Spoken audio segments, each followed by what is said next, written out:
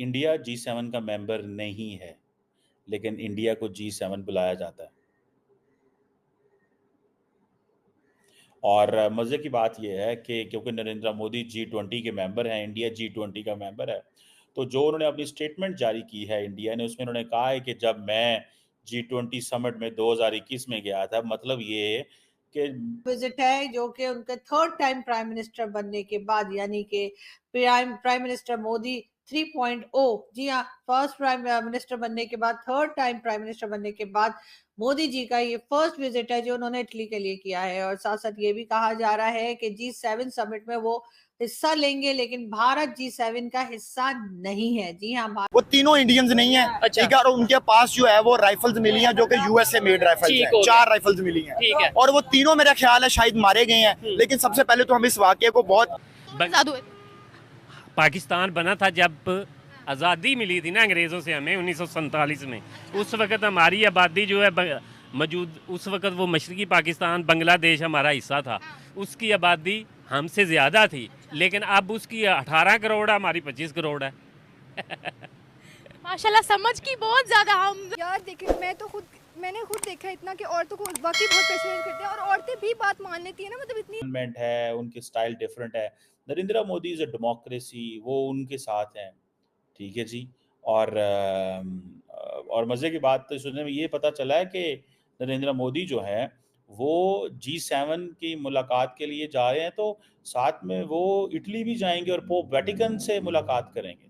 एक मुजीबुर रहमान जो था वो गद्दार था, और ये सवाल 1970 से हमारे बच्चों के दिमाग में और हमारे बच्चों के दिमाग में यही बात पढ़ाई गई भाई है, वो अलग हो गए तो इसलिए वो गद्दार था। ऐसे सवाल मेरा भी बनता है, मैं ये थोड़ा जज्बात में आके, इमोशन में आके क्वेश्चन कर रहा हूँ, मैं भी गलत हो, अगर किसी को बुरा लगे तो उसके लिए माजरत, लेकिन हम भी तो हिंदुस्तान से अलग हुए, तो ऐसे तो फिर हम भी गद्दार हुए, मतलब एक सवाल है। मेरे कुछ दोस्त है फॉरेनर्स, ठीक है, वो मुझे इस तरह ट्रीट करते हैं कि जैसे मैं ना कोई टेररिस्ट हूँ, क्योंकि आप कंट्री है भारत में कई दूसरी चीजें जिसमें G7 को छोड़ दीजिए, अगर जो G20 SCO की मीटिंग्स और कई दूसरी चीजें हो रही हैं, तो इस वजह से भारत की अपनी एक इम्पोर्टेंस है, जिस वजह से भारत के प्राइम मिनिस्टर को इनवाइट किया जाता है। अच्छा, हम इंडिया से लाइव करते हैं, मुल्क के बारे में भी सोचते हैं। क्या बताते हैं वो लोग? सिर्फ वो कहते हैं कि यार तुम्हारे पाकिस्तान की हम मुख्तलिफ किस्म की लाइफ देखते हैं, कैसे इनको ठोकने के बड़े तरीके हैं, बिलों में ठोक देंगे, टैक्स पे ठोक देंगे, फलानी चीज में नहीं लिया, फलानी चीज। इंडिया के अंदर अपनी चीज वो अपने मुल्क के अंदर इस्तेमाल करता है। हाँ, मेक इन इंडिया अल्फाज यूज किया कि इंडिया बेशक हमारा दुश्मन है, लेकिन वहाँ पे इलेक्शंस हुए हैं और इलेक्शंस के ऊपर किसी ने धांधली का इल्जाम नहीं लगाया। धांधली बेसिकली कहते हैं रैगिंग को, ना प्री पोल रैगिंग ना कोई पोस्ट पोल रैगिंग। जो इलेक्शंस के रिजल्ट्स आए हैं उनको हुकूमती पार्टी ने भी माना और अपोजिशन पार्टी ने भी माना, ठीक है, लेकिन क्या हम वर्ड दुश्मन लगाना साथ जरूरी था? बड़ी जबरदस्त बात की है। शायद अगला सवाल ही मेरा ये होता कि ठीक है, तारीफ की है, ये भी कह सकते थे कि भाई नेबर कंट्री में इलेक्शन हुए, यानी दुश्मन कंट्री की जगह अगर हम नेबर कंट्री लगा देते, हमारा क्या जाना था कि नेबर कंट्री में इलेक्शन हुए हैं और वो बहुत अच्छे तरीके से हुए हैं, ना तो अपोजिशन ने और ना ही गवर्नमेंट में आने वाली जो पार्टी है उन्होंने कोई धांधली का, रैगिंग का इल्जाम लगाया। ये तो वो समझते हैं कि इंडिया को बड़े प्लेटफॉर्म्स का हिस्सा बनाया जाए। जितना ज़्यादा हम इंडिया को बड़े प्लेटफॉर्म्स का हिस्सा बनाएंगे, उतना ज़्यादा हम लॉन्ग टर्म ताल्लुक इंडिया के साथ डेवलप कर सकते हैं। कई लोगों का तो कहना यह है ना कि क्या करना है, क्यों इंडिया चाहता है इस तरह, क्यों यूरोप चाहता है। हो जाता है और उसके बाद जब मिलता है तो जाहिर है कि वो उस हालत में नहीं होता कि जिससे कोई ये कहे कि इसमें से कोई भी जिंदा बचा होगा। बड़े अफसोस की बात है, लेकिन बहरहाल ऐसा हो रहा है, और क्यों हो रहा है इसके ऊपर अभी तक कोई खास। दोस्तों, प्रधानमंत्री नरेंद्र मोदी 14 जून को G7 शिखर सम्मेलन में हिस्सा लेने के लिए इटली पहुंच गए। प्रधानमंत्री नरेंद्र मोदी गुरुवार देर रात इटली के अपुलिया पहुंचे, जहां G7 शिखर सम्मेलन में भाग लेने के लिए भारत को एक आउटरीच देश के रूप में आमंत्रित किया गया है। जैसे ही पीएम मोदी अपुलिया के ब्रिंडिस हवाई अड्डे पर उतरे, उनका इटली में भारत के राजदूत वानी राव और अन्य अधिकारियों ने स्वागत किया। लगातार तीसरे कार्यकाल के लिए पदभार संभालने के बाद यह पीएम मोदी की पहली विदेश यात्रा है। विदेश मंत्रालय के आधिकारिक प्रवक्ता रणधीर जायसवाल ने एक्स पर एक पोस्ट में लिखा कि पीएम मोदी इटली के अपुलिया में ब्रिंडिस हवाई अड्डे पर उतरे। एजेंडा में G7 शिखर सम्मेलन के आउटरीच दस्त में भागीदारी और वैश्विक नेताओं के साथ सार्थक बातचीत शामिल है। एक एक्शन से भरपूर दिन का इंतजार है। प्रधानमंत्री मोदी की इटली की 1 दिवसीय यात्रा का विवरण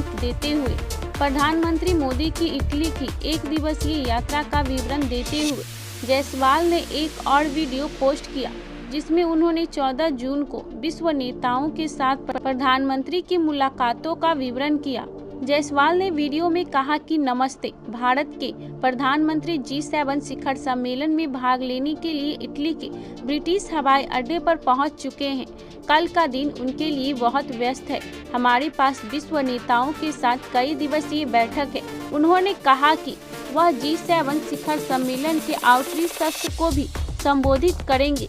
G7 शिखर सम्मेलन 13 से 15 जून तक इटली के अपोलिया क्षेत्र में एग्नालिज रिसॉर्ट में हो रहा है। प्रधानमंत्री मोदी इटली की प्रधानमंत्री जियोर्जिया मेलोनी के निमंत्रण पर शिखर सम्मेलन में भाग ले रहे हैं। नहीं ले पा रही, वो बिल्कुल नहीं। कैसे हालात हैं? ठीक है, बिल्कुल। अभी कल ही बजट भी अनाउंस हुआ है। हाँ। तो उसमें जो है वो जो जिस तरह लग रहा था कि गरीब के लिए होगा, वो उतना कोई खास उन्होंने कोई रिलीफ नहीं दिया। ठीक हो गया, और परेशानी इसके बन रही है। परेशानी बन रही है दिन ब दिन, जो है वो बेहतर की तरफ नहीं आ रहे, हम पीछे की बैकवर्ड ही जाती ठीक है, नेबर कैसे आगे जाता जा रहा है, इंडिया कैसे आगे जाता रहा है? वो इस टाइम उनका जो वो गूगल की तरफ उनका है, अमेज़न वहाँ पर है, हर IT वहाँ पर है, नंबर 1 वहाँ पर है। हमारा तो बैकवर्ड ही, हम लोग पीछे से पीछे जाते आ रहे हैं। ठीक हो गया, प्रोडक्शन में हर जगह में। अस्सलाम वालेकुम। वालेकुम अस्सलाम। कैसे हालात? के खिलाफ हैं हम, रशिया, हम जो चाइना की बात है उसके, वो चाइना के खिलाफ हैं, सो हम तो वो अथॉरिटेरियनिज्म के साथ मिलकर सपोर्ट कर रहे हैं। This is what India says. ये चीजें अगर आप देखें तो आपको अंदाजा होगा कि जो क्या उसे बोलते हैं, थिंग्स कैसे चलेंगे। अब डॉक्टर जयशंकर जो है वो 24 घंटे उनको गाइड कर रहे हैं, एडवाइस कर रहे हैं, ठीक है जी। और जब गाइड और एडवाइस करेंगे तो नरेंद्र मोदी के पास बड़ी चॉइसेस हैं, बड़ी तगड़ी किस्म की चॉइसेस हैं। और ये गो के बहुत सारे लोग ये बातें कर रहे हैं कि जनाब वो होना दरअसल ये है कि कोलिशन गवर्नमेंट है, the foreign policy. No no no,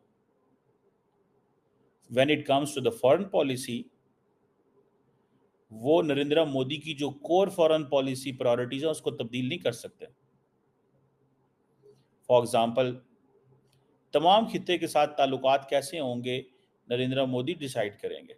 हाँ, पाकिस्तान एक अलहदा पोजीशन है, चाइना एक अलहदा पोजीशन है।